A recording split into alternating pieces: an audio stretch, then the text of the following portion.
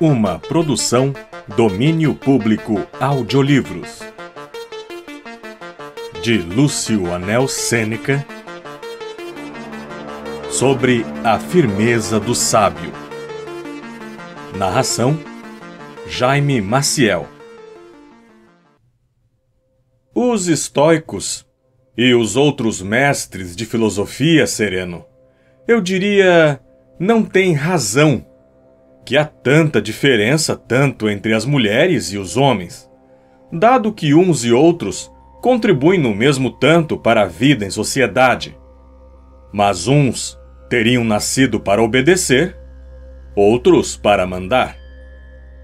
Quase como os médicos de casa, íntimos da família, em relação às doenças físicas, os outros filósofos adotam uma terapia suave e branda.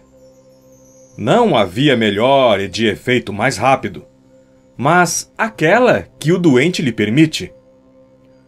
Os estoicos que ingressaram em uma senda viril consideram, para efeito de cura, não que esta deva parecer apresentável aos que a iniciam, mas que deve livrá-los da doença o mais rápido e conduzi-los para aquele ponto elevado, tão fora do alcance de um dardo, que esteja acima da fortuna. Mas é árduo e confragoso o caminho que somos chamados a atravessar. Ora essa, é pelo plano que se vai para o alto? Mas nem é ele realmente tão íngreme quanto acham alguns.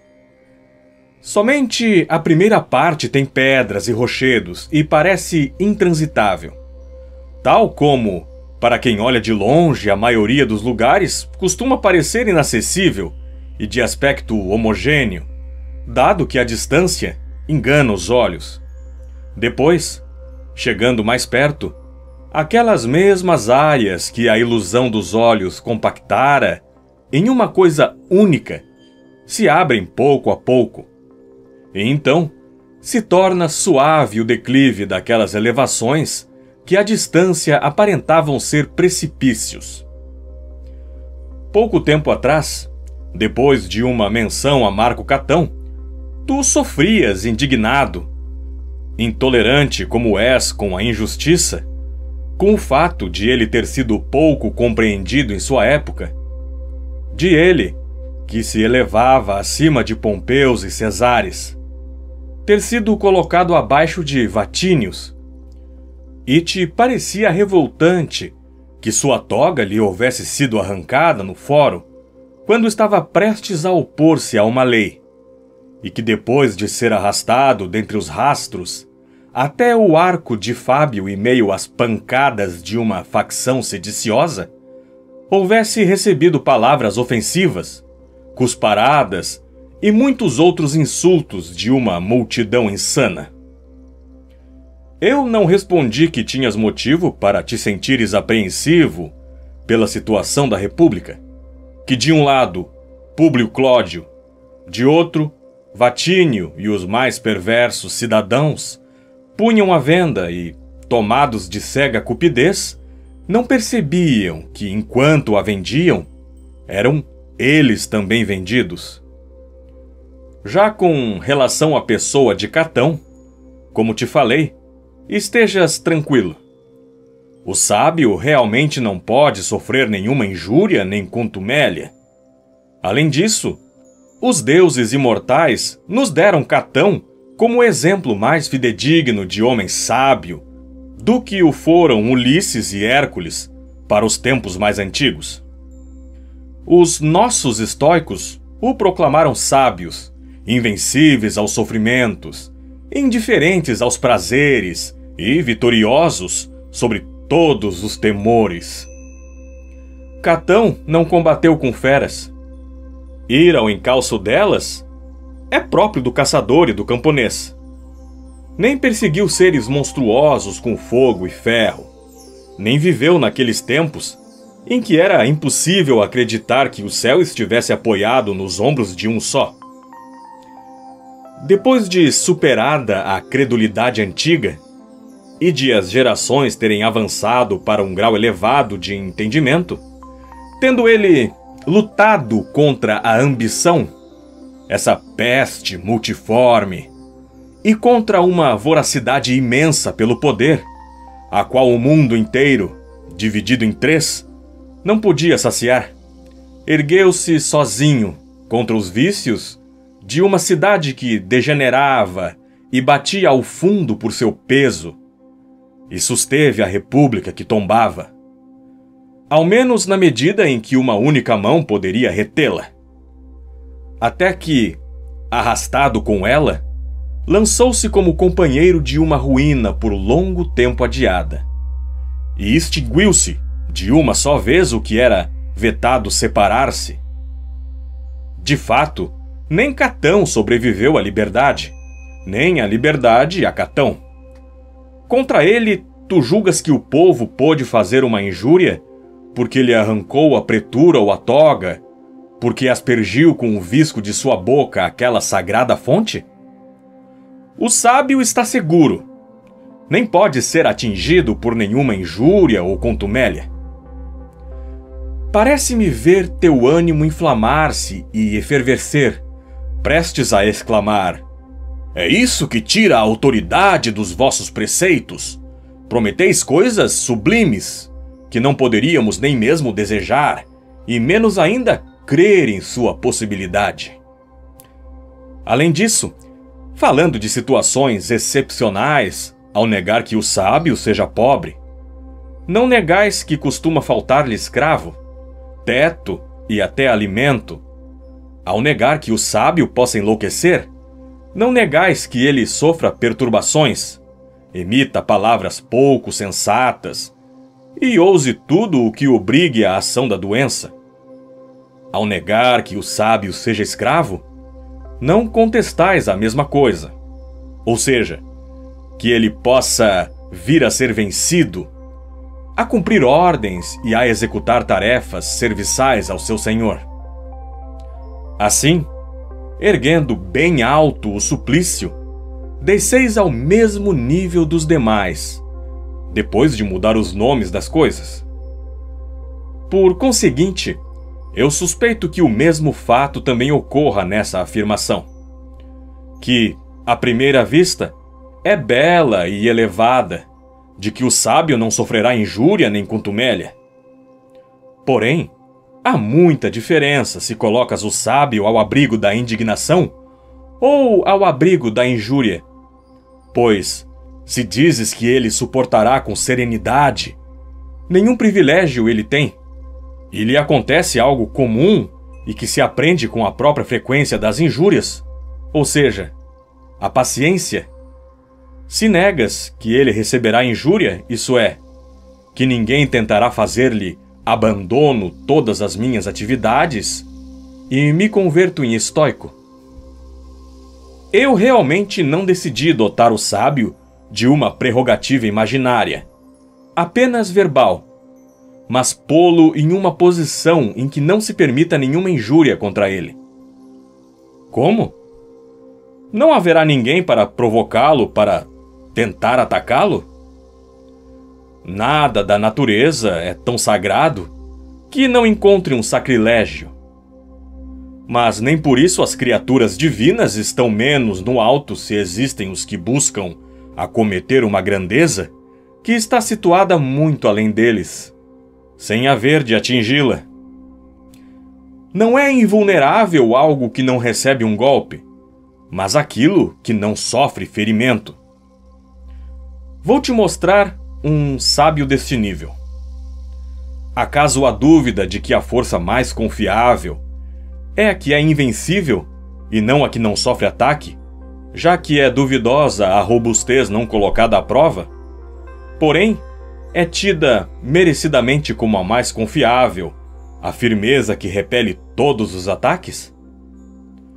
Do mesmo modo, saibas tu que um sábio é de natureza melhor se nenhuma injúria lhe é nociva, do que se nenhuma lhe é feita. E eu direi que é um homem forte aquele que as guerras não subjugam, nem o apavoram as forças inimigas que se aproximam, e não aquele que desfruta do ócio sedentário no seio de povos inativos. Portanto, repito, o sábio não está sujeito a nenhuma injúria. Assim, não importa quantos dardos contra ele sejam arremessados, posto que nenhum pode penetrá-lo. Como a dureza de certas pedras não pode ser rompida pelo ferro, nem o diamante pode ser cortado ou quebrado, ou mesmo limado, mas arruína o que se usa contra ele, assim como certas coisas não podem ser consumidas pelo fogo, mas, envolvidas pelas chamas, conservam sua consistência e aspecto. Assim como certos rochedos, que se estendem para o alto, quebram o mar sem que eles próprios mostrem vestígio nenhum dessa violência, mesmo depois de fustigados por tantos séculos. Igualmente, sólida é a alma do sábio, e acumulou tal resistência que está ao abrigo da injúria, tanto quanto esses elementos que mencionei. E então, não poderá haver alguém que tente fazer injúria ao sábio? Tentará, mas esta não irá atingi-lo. E de fato, se encontra afastado do contato com o que lhe é inferior por uma distância grande demais, para que alguma força nociva possa fazer chegar sua influência até ele. Mesmo quando os poderosos pretendem ser nocivos a ele, sendo não só iminentes pela denominação que exercem, mas influentes pela anuência dos que lhes são servis, todas as investidas deles perderão força, bem abaixo de sua sabedoria. Do mesmo modo que projéteis lançados para o alto por um arco, ou por máquinas de arremesso, embora tenham subido para além do alcance da vista, declinam. No entanto, bem abaixo do céu. Como? Tu achas que, quando aquele famoso rei estúpido escureceu o dia com uma descarga de projéteis, alguma seta tenha alvejado o sol? Ou que, depois de ele ter lançado grilhões sobre o mar, Netuno tenha sido atingido? Assim como as criaturas celestes escapam às mãos humanas, e em nada a divindade é lesada pela ação dos que derrubam templos e fundem suas estátuas, igualmente tudo o que é contra o sábio se pratica com empáfia, petulância, soberba. São todas tentativas inúteis. Mas seria melhor que não houvesse ninguém que quisesse fazê-lo. Desejas coisa difícil para o gênero humano, a inofensividade. E o fato de não se fazer tem importância para os que têm intenção de fazer. Não para aquele que não pode sofrer tal ação, nem mesmo se lhe for feita. Ao contrário, talvez a tranquilidade em meio às provocações exponha mais ainda o vigor da sabedoria, tal como a maior prova de um general potente em armas e homens é sua segurança prudente no território do inimigo. Separemos, sereno, se te parece adequado, a injúria e a contumélia. A primeira é por natureza mais grave, mas essa outra, mais leve e grave apenas para os melindrosos, pela qual as pessoas não sofrem dano, mas ofensa, porém tão grandes são a degradação e a futilidade das mentes que alguns julgam que nada é mais penoso. Assim, encontrarás um escravo que prefira ser golpeado com açoites em vez de murros, e que ache a morte e as pancadas mais toleráveis do que as palavras ofensivas. Chegou-se a uma estupidez tão grande que nos atormentamos não só pela dor, mas também pela suposição da dor. À maneira das crianças, nas quais uma sombra, máscaras disformes ou faces contorcidas incutem medo, e até provocam lágrimas, palavras desagradáveis a seus ouvidos. O movimento dos dedos e outras coisas que elas irrefletidamente rechaçam por um impulso errôneo. A injúria tem o seguinte propósito: fazer o mal a alguém. A sabedoria, contudo, não deixa lugar para o mal. Para ela, o único mal é a torpeza, que não pode entrar ali onde já se encontram a virtude e a honradez. Portanto, se não existe injúria nem o mal, e se não existe o mal, se não há torpeza, nem a torpeza pode atingir o que está imbuído de honradez, a injúria não atinge o sábio. De fato, se a injúria consiste em sofrer algum mal, mas o sábio não sofre mal algum, nenhuma injúria recai sobre ele. Toda injúria é um rebaixamento daquele contra quem ela se lança. Nem pode alguém receber uma injúria sem algum dano, seja de sua dignidade, seja de seu corpo, ou de coisas situadas fora dos dois. O sábio, entretanto, nada pode perder. Tudo ele preservou em si mesmo. Nada confiou à fortuna. Mantém seus bens em segurança, contente com sua virtude, que não carece dos dons da fortuna, e por isso não pode sofrer nem acréscimo nem diminuição. Com efeito, o que se expandiu até o ápice não tem espaço para incremento. E nada a fortuna retira além daquilo que deu. Ora, ela não dá virtude, por isso não a subtrai.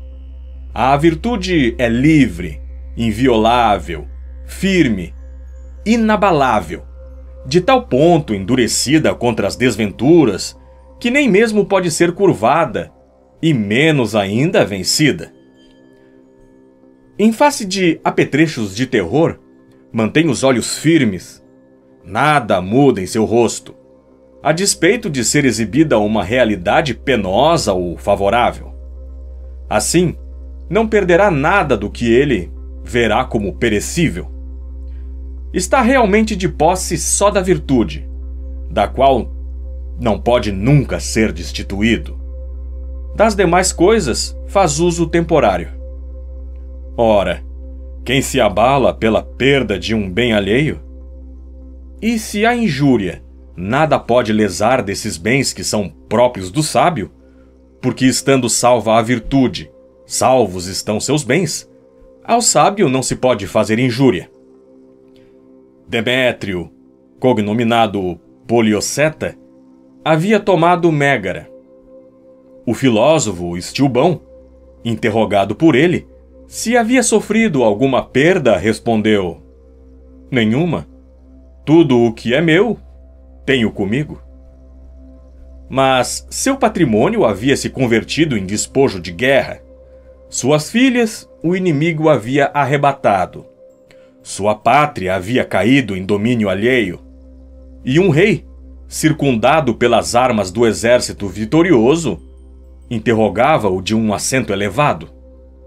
Ele, no entanto, arrancou-lhe a vitória e atestou que estava não só invicto, como indene, pois tinha consigo os verdadeiros bens, sobre os quais não se pode lançar as mãos, e aqueles dissipados e saqueados, que estavam sendo levados, não os julgava seus, mas exteriores e resultantes do desejo da fortuna. Por isso, não os apreciava como bens próprios. Realmente é instável e incerta a posse de tudo quanto nos vem de fora. Pensa agora, se um ladrão, um caluniador, um vizinho prepotente ou um velho ricaço que se reina sem filhos poderiam fazer uma injúria a quem a guerra, o inimigo, ou aquele que exerce a gloriosa arte de subjugar cidades, nada puderam tirar. Em meio a espadas, que de todo lado cintilam, e ao tumulto dos soldados na rapina, em meio às chamas, ao sangue e aos escombros de uma cidade destruída, em meio ao colapso de templos que desabam em cima de seus deuses, um único homem manteve a paz. Assim, não há motivo para julgares audaciosa a promessa para a qual, se tenho pouca credibilidade, vou te dar um garantidor. É de fato difícil acreditares que tamanha firmeza ou tamanha magnitude de espírito possa aplicar-se a um homem. Mas aparece esse homem diante de todos nós para dizer: não há motivo para duvidares de que alguém nascido como homem possa elevar-se acima da condição humana, de que olhe com serenidade para as dores, os danos, as ulcerações, as feridas, os grandes tumultos que fervilham em torno de si, e suporte as situações duras com placidez, e as situações prósperas com comedimento, sem ceder àquelas, nem confiar nestas, e possa manter-se exatamente o mesmo em situações diversas.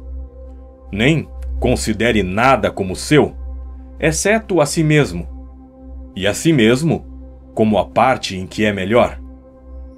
Eis que apresento para vos provar que, sob esse destruidor de tantas cidades, são abatidas fortificações a golpes de ariete. Altas torres vêm repentinamente abaixo, graças a sapas e fossos subterrâneos, e se ergue um terraplano que alcança as mais elevadas fortificações. Porém, não é possível encontrar nenhuma máquina que abale um ânimo solidamente assentado.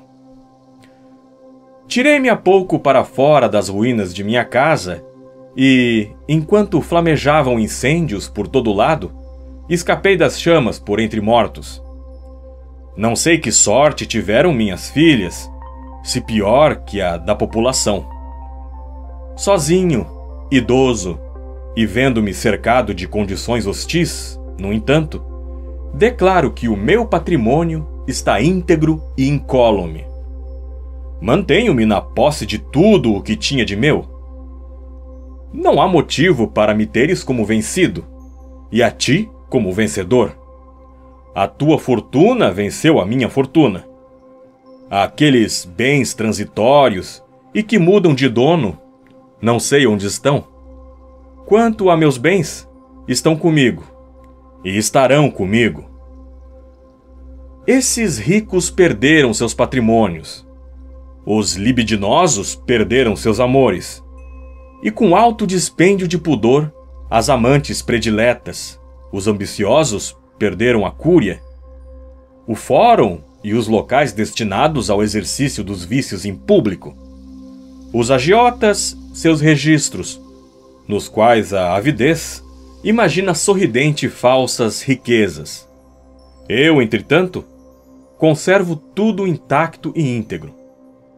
Por isso, interroga essas pessoas que choram e se lamentam, que para defender seu dinheiro opõem seus corpos nus a espadas desembainhadas e que fogem do inimigo com o bolso carregado. Saibas, portanto, o seguinte, sereno, que o homem perfeito, pleno de virtudes divinas e humanas, nada perde.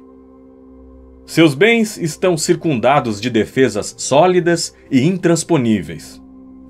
Não poderias comparar a elas as muralhas da Babilônia, que Alexandre invadiu, nem as fortificações de Cartago, ou de Numância, conquistadas por uma única mão, nem a colina do Capitólio. Esses locais trazem a marca do inimigo. As defesas que protegem o sábio são resistentes ao fogo e aos assaltos. Não oferecem acesso algum, são elevadas, inexpugnáveis, iguais às dos deuses. Não há por que afirmar, tal como costumas, que esse nosso sábio não se encontra em parte alguma. Não imaginamos isso como vão atributo da natureza humana, nem concebemos uma imagem grandiosa de algo falso. Mas já a mostramos e mostraremos, qual a formamos. Criatura rara, talvez e única, por grandes intervalos de tempo. Realmente, tudo o que é grande e que supera o limite habitual e comum não é gerado com frequência. De resto, o próprio Marco Catão, de cuja menção partiu essa discussão, receio que esteja acima de nosso modelo. Depois, algo que causa um dano deve ser mais forte do que algo que sofre um dano. Ora, a perversidade não é mais forte do que a virtude. Portanto, não pode o sábio sofrer dano. A injúria contra os bons é intentada somente pelos maus. Os bons mantêm a paz entre si. Os maus são tão perniciosos para os bons quanto entre si. Mas, se só o mais fraco pode sofrer dano, e além do mais, o mal é mais fraco que o bom, e os bons não devem temer injúria a não ser de quem é diferente deles, a injúria não atinge um homem sábio. Sem dúvida, já não é preciso lembrá-lo de que ninguém é bom, senão sábio. Alguém diz: se Sócrates foi injustamente condenado, ele sofreu injúria. Nesse ponto convém entendermos que pode acontecer de alguém me fazer injúria e eu não recebê-la. É como se alguém roubasse uma coisa de minha casa no campo e deixasse em minha casa da cidade. Ele teria praticado um furto. Eu? Nada teria perdido. Alguém pode tornar-se culpado, embora não tenha cometido um ato culpável. Se um homem se deitar com sua esposa como se fosse a de outro, será um adúltero, embora ela não seja adúltera. Alguém me deu veneno, mas este perdeu sua virulência ao misturar-se com a comida. Ele, ao dar o veneno, implicou-se em um crime, mesmo se não causou mal. Não é menos criminoso aquele cujo punhal foi detido pela resistência da roupa. Todos os crimes se consumam o suficiente para haver culpa antes mesmo de efetuado o ato. Alguns atos são de tal condição e estão vinculados segundo uma relação tal que um pode ocorrer sem o outro, mas não vice-versa. Tentarei tornar evidente o que digo. Posso mover os pés sem correr, mas não posso correr sem mover os pés.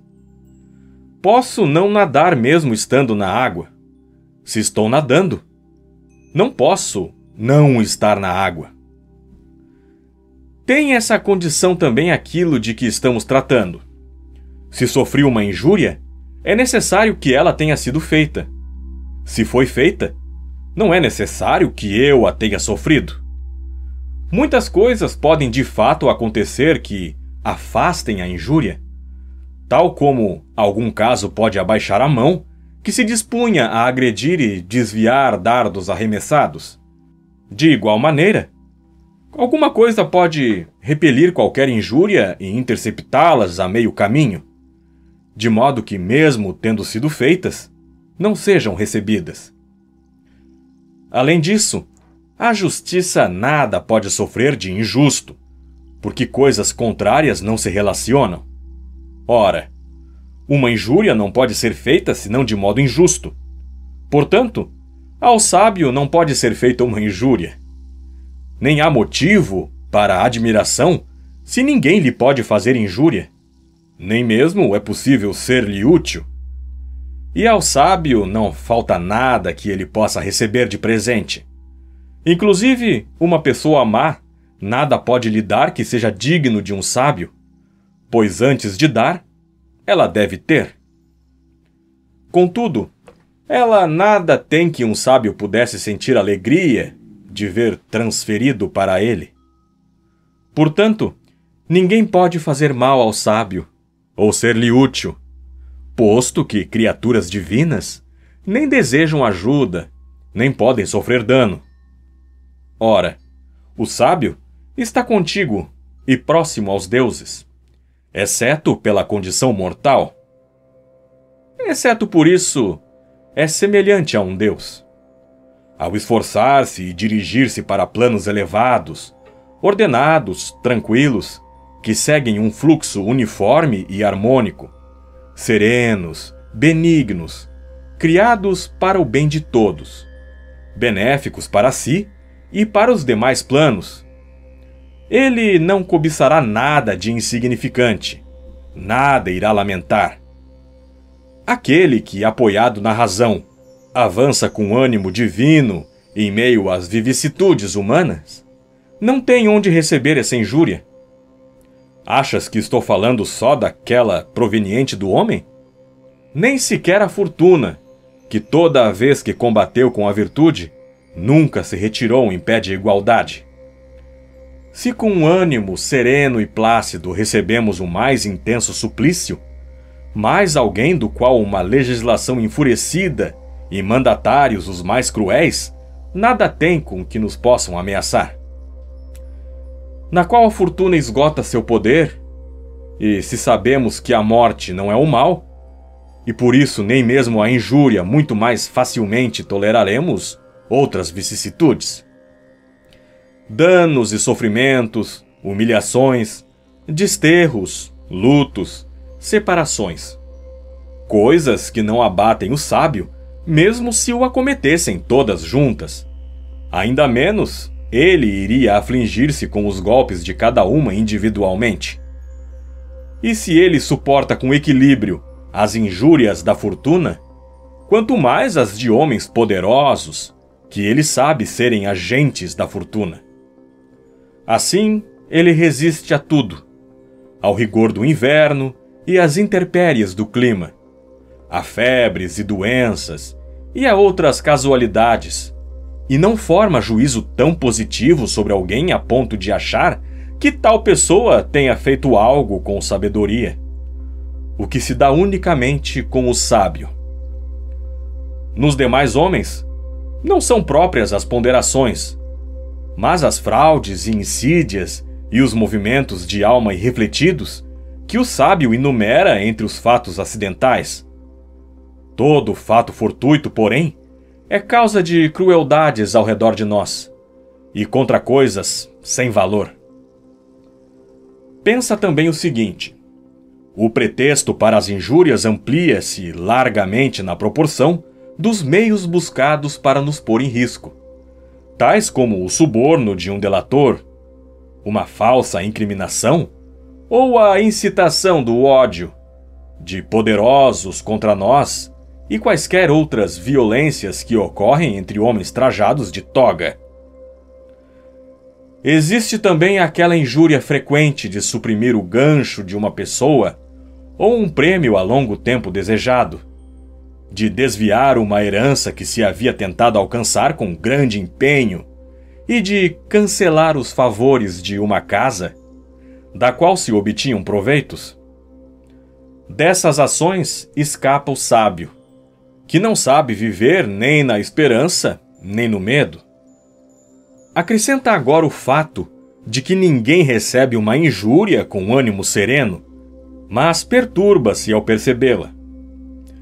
No entanto, carece dessa perturbação o homem liberto de erros, que tem domínio de si e está em profunda paz e serenidade. De fato, aquele, se o toca uma injúria, esta não só o disturba, mas o compele.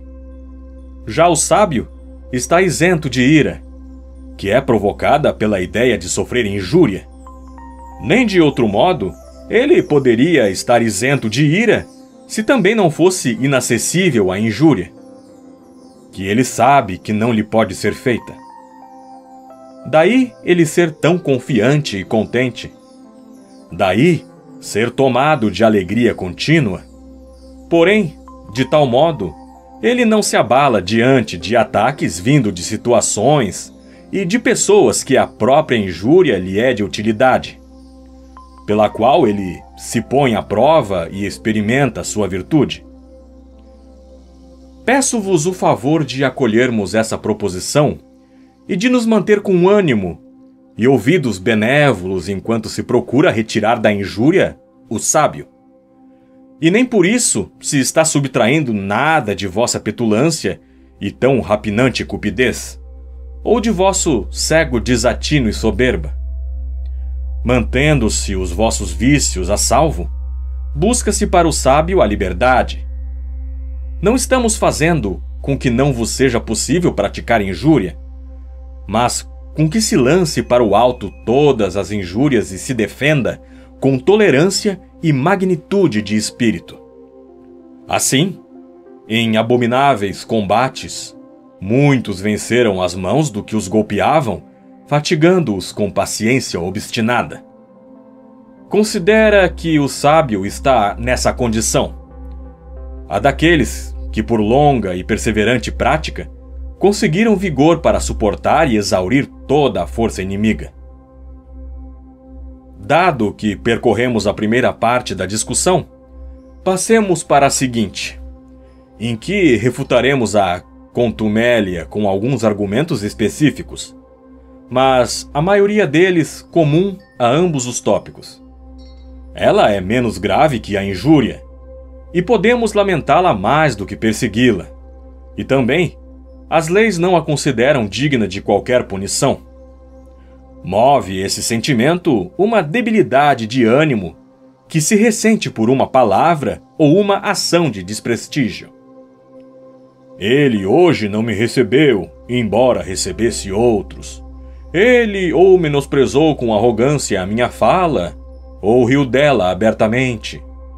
Ele não me colocou no leito do meio, mas no mais baixo. E outras queixas desse tipo. De que outro modo eu deveria chamá-las, senão lamúrias de um melindroso? Nelas incorrem em geral pessoas delicadas e felizes, pois quem se sente premido por problemas maiores não tem tempo de notar essas coisas. As índoles por natureza frágeis e feminis, devido a excessivo tempo livre, e que se comprazem na ausência de uma real injúria, vêm-se perturbadas por tais fatos, a maior parte dos quais se assenta no equívoco de quem os interpreta. Assim, quem é afetado por uma contumélia mostra que em si mesmo não há nenhuma sabedoria nem confiança. Com efeito, ele se julga indubitavelmente menosprezado, e essa mágoa não ocorre sem certa debilidade do ânimo, que se deprime e se abate. O sábio, porém, não se sente menosprezado por ninguém. Conhece sua grandeza e afirma para si mesmo que ninguém tem poder sobre ele. E todos esses sentimentos, que eu poderia chamar não de males, e sim de contrariedades da alma, ele não se empenha em vencer, pois nem sequer os sente. Outras são as coisas que ferem o sábio, mesmo sem o abaterem, como a dor e a debilidade física, ou a perda de amigos e filhos, e a destruição de sua pátria, consumida pela guerra. Estas, não nego que o sábio possa senti-las, de fato. Não lhe atribuímos a dureza da pedra ou do ferro. Não é nenhuma virtude suportar o que não se sente. Então o que ocorre?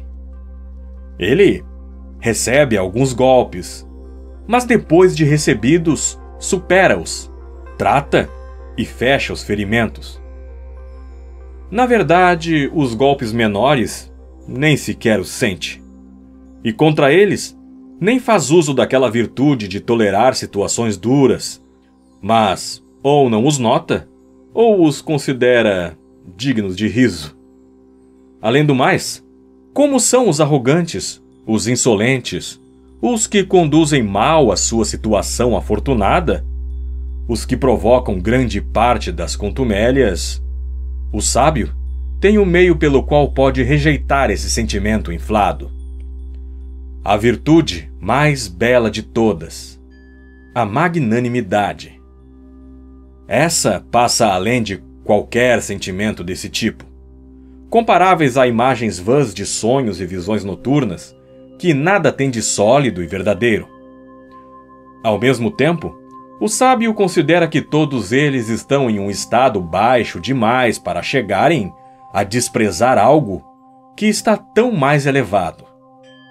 Contumélia, segundo se diz, deriva de contemptus, desprezo. Por que alguém só dirige esse tipo de ataque a quem despreza?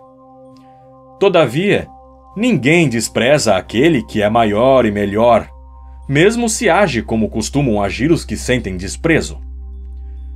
De fato, a criança pequena bate no rosto dos pais, desmancha e puxa os cabelos de sua mãe, cospe-lhe ou desnuda à vista dos seus as partes a serem cobertas, e não poupa palavras mais obscenas. Mas nada disso chamamos contumélia. Por que razão? Porque quem as faz não é capaz de desprezar. É a mesma a razão por que nos divertem as brincadeiras de nossos escravos contra seus senhores, e a ousadia deles se faz justificar contra convivas tão somente sob a condição de começar pelo Senhor. E quanto mais desprezíveis são eles, mais soltas têm as línguas.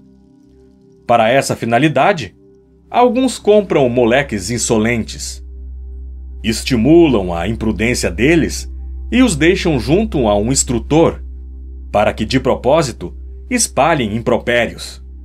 E não chamamos isso de contumélias, e sim de gracejos. Porém, quanta estupidez há em ora divertir! Se ora ofender-se, e uma coisa dita por um amigo chamá-la de afronta, dita por um escravinho, de insulto brincalhão. A percepção que temos das crianças, o sábio a tem de todos os homens, que mesmo depois da juventude e da velhice, permanecem na infância. Acaso progrediram esses homens cujo espírito é enfermo e cujas deficiências aumentaram enormemente, os quais diferem das crianças somente pelo tamanho e pela forma do corpo, sendo de resto não menos volúveis e inseguros, com uma sede instintiva de prazeres nervosos, inclusive pacatos, não por temperamento, mas pelo temor? Ninguém poderia dizer que entre eles e os meninos há diferença, porque estes são ávidos por dadinhos ou nozes e por pequenas moedas, e aqueles por ouro, prata e por mesas circulares. Porque estes, entre si, fazem-se de magistrados e imitam a toga pretexta, os fazes e o tribunal, e aqueles praticam a sério as mesmas atividades no campo de Marte, no fórum ou na cúria. Estes na praia com montes de areia constroem castelos, e aqueles, como se estivessem realizando algo importante, ocupados em erguer pedras, paredes e tetos, transformaram em risco abrigos criados para a proteção de nossos corpos. Portanto, o engano dos mais avançados em idade é igual aos das crianças, mas diz respeito a coisas distintas e de importância maior. Por conseguinte, não sem razão o sábio encara como brincadeiras as suas contumélias, e por vezes os adverte e os castiga como as crianças. Não porque tenha sido afetado por uma injúria, mas porque eles a fizeram e para que deixem de fazê-la. De fato, assim também a montaria é domada com um açoite.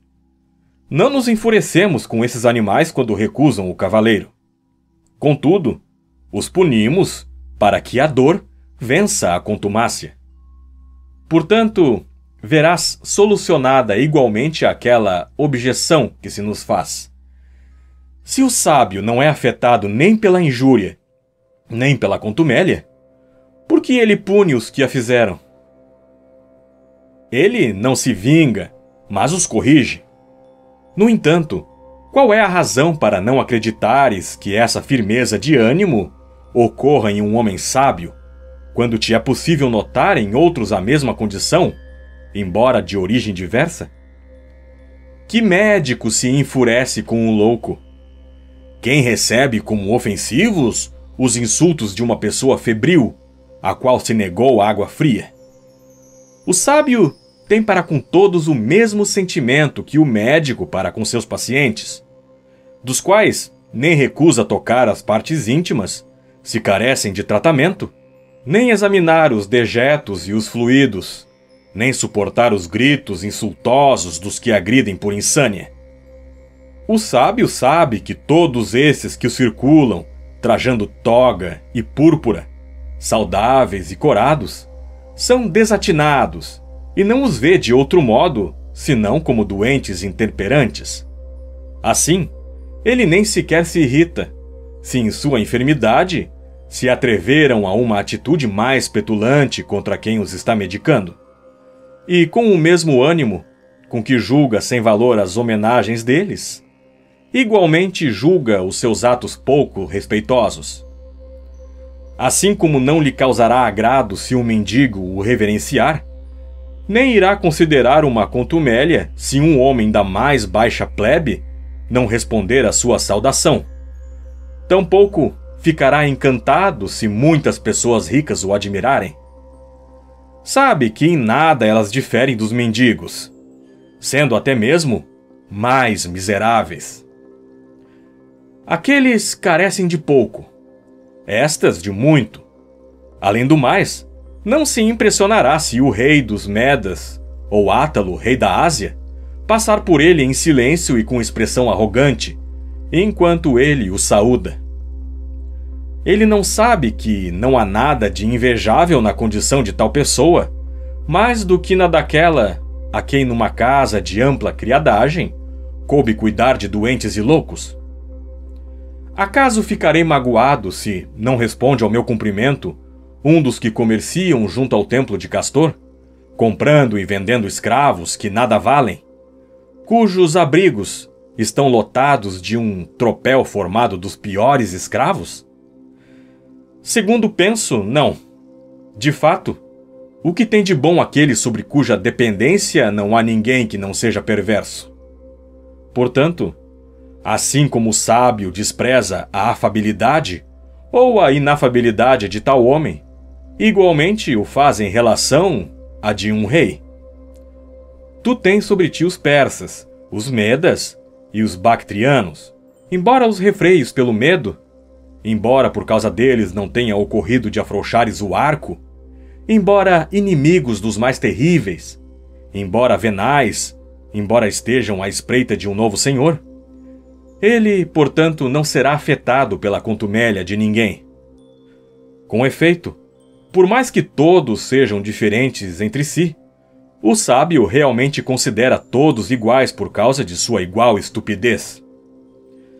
Na verdade, se ele uma só vez se fizer crescer de seu plano, de modo que seja afetado pela injúria ou pela contumélia, não poderá jamais estar seguro. Todavia, a segurança é um bem próprio do sábio. Julgando que lhe tenha sido feita uma contumélia, não fará com que obtenha honra quem a infligiu. É de fato inevitável que uma pessoa sinta prazer em ser tida em consideração por quem a contragosto ela toleraria ser desprezada. Tamanha demência domina alguns a ponto de acharem que uma contumélia lhes pode ser feita por uma mulher. Que importa quanto a consideram abastada, quantos lecticários tenha, quão adornadas as suas orelhas, quão espaçosa a sua liteira. Igualmente é uma criatura empoderada, e se não lhe advieram conhecimento e muita erudição, é feroz, incontinente nos desejos. Alguns não suportam levar um esbarrão de um cabeleireiro e consideram uma contumélia o mau humor de um porteiro, a arrogância de um escravo nomenclador, a carranca de um camareiro.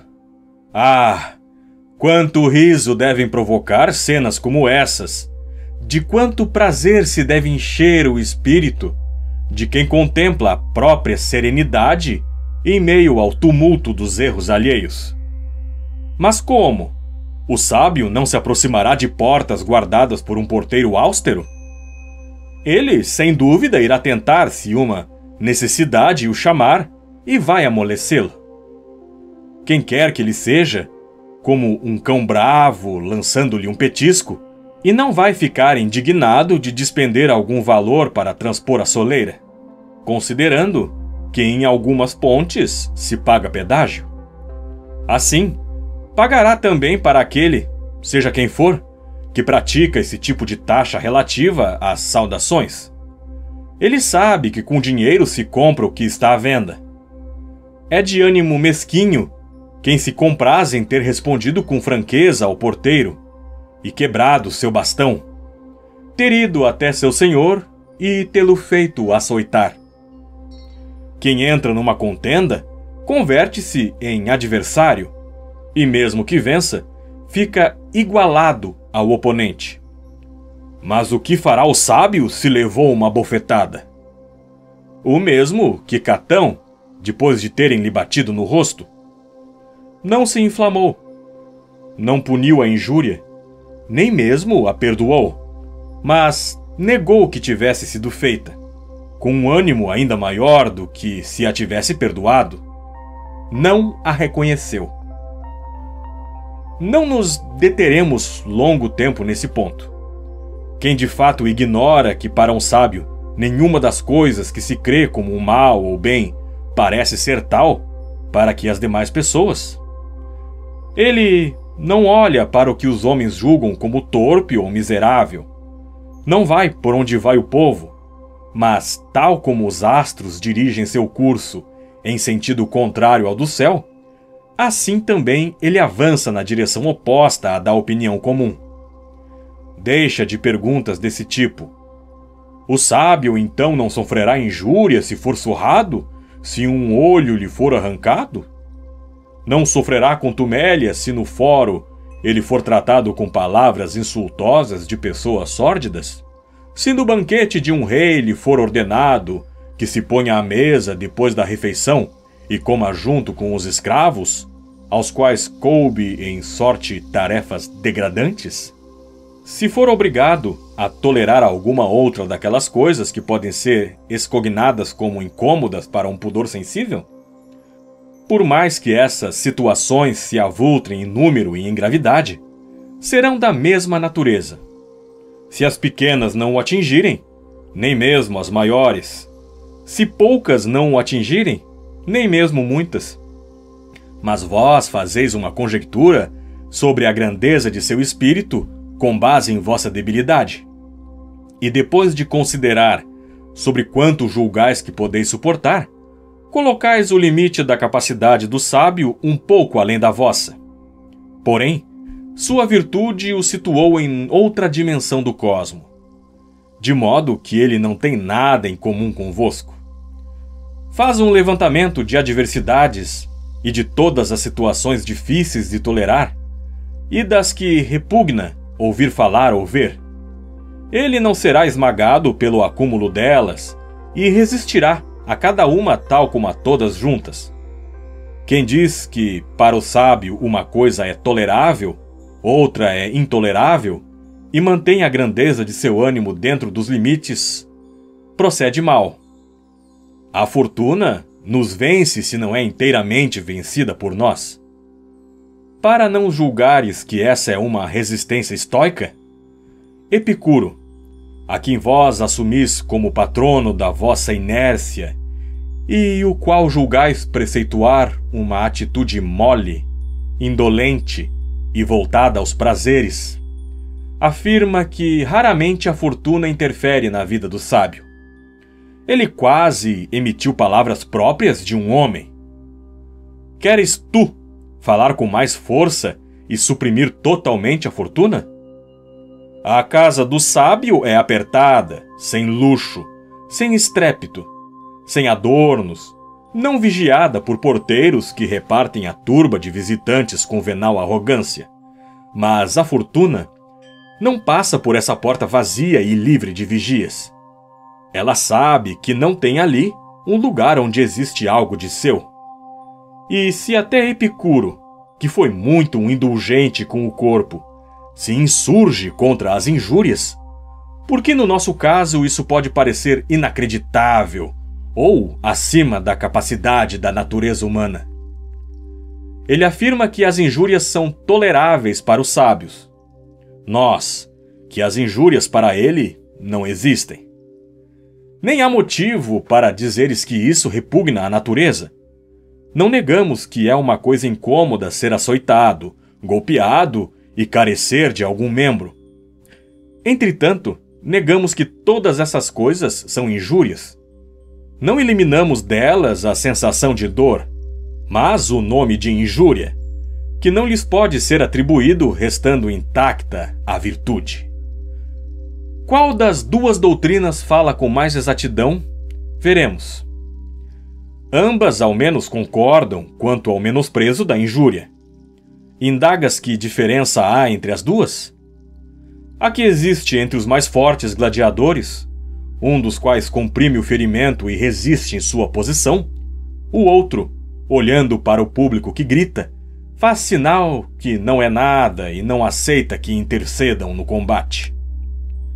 Não há motivo para julgares importante aquilo sobre o que discordamos. Os dois exemplos exortam aquela preposição de que tratamos, a qual, sendo única, estende-se a vós. Desprezar as injúrias e aquilo que eu chamaria de sombras e suposições de injúrias, as contumélias, que para serem desprezadas não requerem um homem sábio, mas somente um que tenha plena consciência e que possa indagar para si mesmo. Essas coisas me acontecem merecida ou imerecidamente? Se merecidamente, não é contumélia, é uma sentença. Se imerecidamente, aquele que pratica essa injustiça deveria enrubescer. E o que é que denomina contumélia?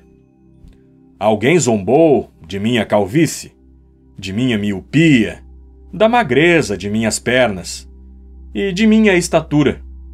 Que contumélia há em ouvir sobre o que é aparente? Rimos daquilo que é dito na presença de um só. Na presença de muitos nos sentimos indignados. E a outros não damos a liberdade de dizer o que nós mesmos acostumamos dizer sobre nós. O gracejo moderado é divertido. O exagerado é irritante. Crísipo afirma que uma pessoa ficou indignada por alguém tê-la chamado de carneiro do mar. Vimos Fido Cornélio, genro de Ovídio Nazão, chorar no Senado depois que Corbulão o chamou de avestruz depenado. Diante de outras palavras malévolas que atingiam fundo seus costumes e sua vida, manteve-se firme, e sua face, diante desse mote tão absurdo, irromperam-lhe as lágrimas. Tamanha é a debilidade dos ânimos quando desaparece a razão. E o que dizer de quando nos sentimos ofendidos, se alguém imita nosso modo de falar ou de andar, ou algum defeito do nosso corpo ou da nossa linguagem? Como se esses fatos ficassem mais perceptíveis na imitação de um outro do que em nós mesmos. Alguns ouvem contrariados falar de sua velhice, dos cabelos brancos e de outras coisas que se fazem votos para alcançar. Falar mal de sua pobreza deixou alguns enfurecidos. No entanto, quem a esconde já se censurou por causa dela. Assim, dos petulantes e dos que gracejam por meio de insultos, retira-se o argumento de espontaneamente o abordares primeiro. Não oferece motivo de riso quem ri de si mesmo. Conta-se que Vatínio, homem nascido para ser alvo tanto de riso quanto de ódio, foi um bufão não só espirituoso, como mordaz. Ele próprio falava mal de seus pés e dos talhos em seu pescoço. Desse modo, escapara dos gracejos dos inimigos, e, sobretudo, dos de Cícero, os quais eram mais numerosos do que suas doenças. Se foi capaz disso alguém que, pela aspereza de sua língua, por meio de contínuos insultos, desprender o sentimento de vergonha, por que não seria aquele que, por meio dos estudos liberais e do cultivo da sabedoria, tenha alcançado algum progresso? Acrescenta que é um tipo de vingança negar a alguém que fez uma contumélia o prazer de tê-la feito. É comum alguém dizer: "Ah, que pena! Acho eu, ele não entendeu." A tal ponto, o fruto da contumélia está na percepção e na indignação daquele que a sofre. Depois, para aquele não vai algum dia faltar o troco. Há de se encontrar quem também lhe vingue. Caio César, um contumelioso, Entre outros vícios em que abundava, era movido pelo prazer intenso de ferir todos com alguma afronta. Ele próprio sendo matéria muito fecunda de riso. Tamanha era a feiura da palidez que atestava sua insânia. Tamanha a expressão feroz de seus olhos ocultos sob a fronte envelhecida. Tamanho o aspecto ruim de sua cabeça pelada e com uns respingos de cabelos postiços, e ainda a cerviz tomada de pelos, a finura das pernas e a enormidade dos pés. Seria infindável se eu quisesse referir cada um dos motivos pelos quais ele foi contumelioso com seus pais e avós, ou com cidadãos de todas as classes. Mencionarei aqueles que o levaram à ruína.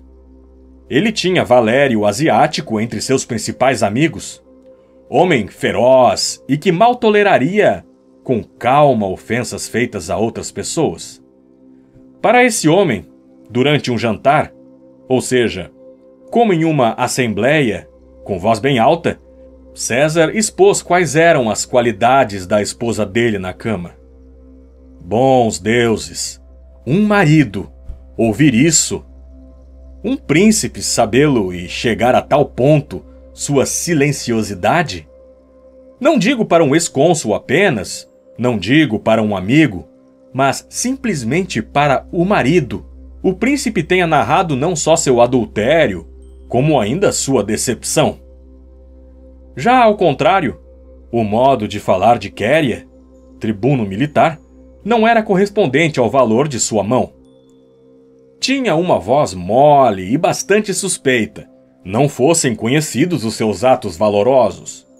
Quando este lhe pedia uma palavra de ordem, Caio ora lhe dava Vênus, ora Priapo, censurando continuamente a delicadeza do soldado. Tais censuras, ele próprio as fazia em trajes transparentes, calçando sandálias e adornado de ouro. Obrigou-o dessa maneira a fazer uso do ferro para não lhe pedir mais a palavra de ordem. Foi ele o primeiro entre os conjurados a ter erguido a mão armada. Foi ele que o decepou com um só golpe no meio da cerviz. Em seguida, foram-lhe cravados de toda parte numerosos golpes de espada, que vingavam injúrias públicas e privadas. Mas o primeiro foi aquele varão que menos aparentava sê-lo. E o próprio Caio, todavia, considerava tudo contumélia. Assim como os que não toleram sofrê-la são os que mais desejam fazê-la. Ele ficou irado com Herênio Macrão, porque o havia saudado como Caio e não deixou impune um centurião Primpilo pelo fato de tê-lo chamado de Calígula. Costumava chamá-lo por esse apelido porque ele nascera em um acampamento militar e fora o pupilo das legiões, jamais tendo sido mais íntimo dos soldados com outro nome. Mas já depois de alçado em coturnos, considerava Calígula um insulto e uma desonra. Portanto, irá nos servir de consolo o seguinte: mesmo se toda a afabilidade renunciar à vingança, haverá alguém para punir o insolente, arrogante e injurioso. Vícios que não se esgotam em um homem em uma única contumélia. Olhemos para os exemplos daqueles cuja paciência louvamos, como o de Sócrates, que tomou positivamente as piadas contra ele feitas publicamente e vistas nas comédias, rindo-se delas, e não menos quando foi banhado de água suja por sua esposa Xantipa. Censurava-se a Antístenes, sua mãe Bárbara, e nascida na Trácia. Ele respondeu que talvez a mãe dos deuses era natural do Monte Ida. Não se deve chegar à rixa e ao antagonismo. Devemos nos apartar, e tudo o que for feito por insensatos, mas só por insensatos, é que pode ser feito, deve-se deixar de lado e ter como indistintas as honrarias e as injúrias do povo. Nem doer-se por estas, nem alegrar-se por aquelas. De outro modo, por temor de contumélias ou pelo aborrecimento, negligenciaremos muitas ações necessárias e não faremos frente a deveres públicos e privados, por vezes, inclusive a vantajosos, enquanto nos aflige a preocupação muito pouco viril de ouvir alguma crítica contra nosso caráter. Por vezes, irritados, até mesmo contra poderosos, revelaremos esse sentimento com intemperante liberdade. Mas também não é liberdade nada sentir. Enganamo-nos. Liberdade é situar o ânimo acima das injúrias e constituir-se como um ser cuja felicidade se venha unicamente de si. É separar de si os eventos exteriores para não ter de levar uma vida atormentada, a temer o riso de todos, a língua de todos. De fato, quem é que não nos poderia fazer um insulto se qualquer um pode? Porém, o sábio e aquele que aspira à sabedoria usarão de um remédio diverso. Os imperfeitos, que se pautam ainda pela opinião comum, devem imaginar o seguinte: que eles terão de viver em meio a injúrias e contumélias. Tudo lhes chegará mais leve se já estiverem esperando. Quanto mais honorável é um homem por sua origem, fama e patrimônio, tanto mais valiosa é sua conduta, lembrando de que, na linha de frente, ficam as tropas mais graduadas. As contumélias, palavras injuriosas, ignomínias e outras desfeitas, ele suporta tal como o clamor dos inimigos. Os dardos que passam longe, as pedras a crepitar em torno do capacete sem ferir. As injúrias, tal como golpes, uns cravados nas armas, outros no peito, ele sustenta sem cair, e mesmo sem se mover do seu posto. Inclusive, se sofres um cerco e uma pressão de violência feroz, é torpe, entretanto, ceder. Protege o posto que te foi designado pela natureza. Perguntas: que posto é esse? O de homem. O sábio dispõe de outro auxílio, que é o reverso deste. Pois vós estáis em combate. Ele já alcançou a vitória.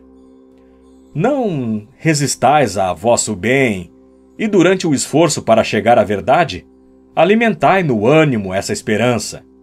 Acolhei de bom grado os melhores conselhos e buscai auxílio na crença e na vontade. Existir uma criatura invencível, existir uma pessoa contra a qual não tem poder a fortuna, é do interesse da sociedade humana. Fim.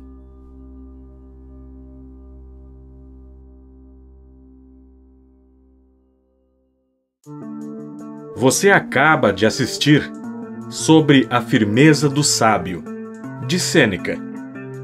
Se você gostou do vídeo, não saia sem curtir. Muitas pessoas assistem os vídeos, viram as costas e vão embora. Seria isso uma contumélia?